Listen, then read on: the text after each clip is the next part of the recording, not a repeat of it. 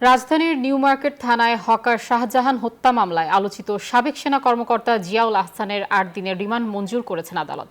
শুক্রবার বিকেলে সিএমএম আদালতের বিচারক আরাফাতুর রাকিব এই আদেশ দেন। আদালতে জিয়াউল আহসানের ১০ দিনের রিমান্ড আবেদন করে গোয়েন্দা পুলিশ।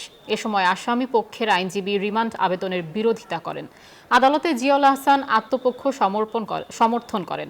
শুনানি শেষে আদালত ৮ দিনের রিমান্ড মঞ্জুর করেন। এর আগে শুক্রবার বিকেল ৫টার দিকে মিন্টো রোডের ডিবি কার্যালয় থেকে তাকে ঢাকার চিফ মেট্রোপলিটন ম্যাজিস্ট্রেট আদালতে নেওয়া হয়।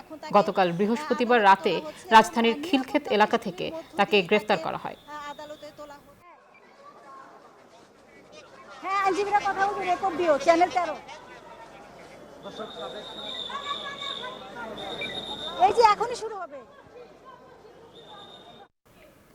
দর্শক, এই বিষয়ে আরো খবর জানাতে সরাসরি যোগ দিচ্ছেন সহকর্মী মাসুদা লাবনী।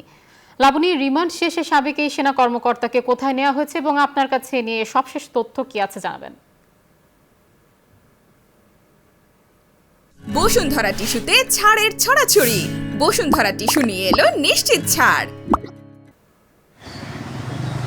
আয়শা, রিমান্ড শুনানি শেষেই কিন্তু সাবেক সেনা কর্মকর্তা জিয়াউল আহসানকে ডিবি কার্যালয়ে নিয়ে আসা হয়। এখন তিনি ডিবি কার্যালয়ে আছেন। এছাড়াও যেহেতু জিয়াউল আহসান ছাড়াও আরও গুরুত্বপূর্ণ, বিশেষ করে সাবেক আইনমন্ত্রী বা আরও গুরুত্বপূর্ণ বেশ কয়েকজন এই ডিবি কার্যালয়ে রয়েছেন।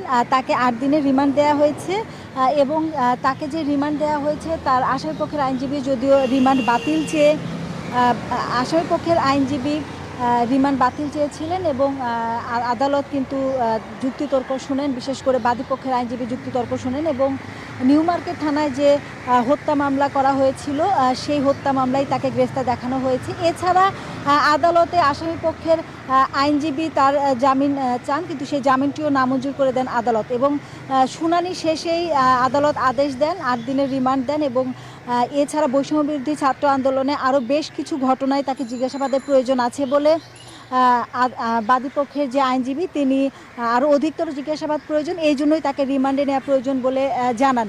যদিও আদালতে কিন্তু এই সাবেক কর্মকর্তা নিজেকে নির্দোষ দাবি করেন এবং তিনি এই ঘটনাগুলোর সাথে জড়িত নয় বলে দাবি করেন, কিন্তু আদালত আসলে উভয় পক্ষের যুক্তিতর্ক শোনার পরে তাকে ৮ দিনের রিমান্ড দেন। রিমান্ড দেওয়ার পরপরই সিএমএম আদালত থেকে তাকে ডিবি কার্যালয়ে নিয়ে আসা হয়েছে। এখন তিনি ডিবি কার্যালয়ে আছেন। এই ছিল আমার কাছে সবশেষ।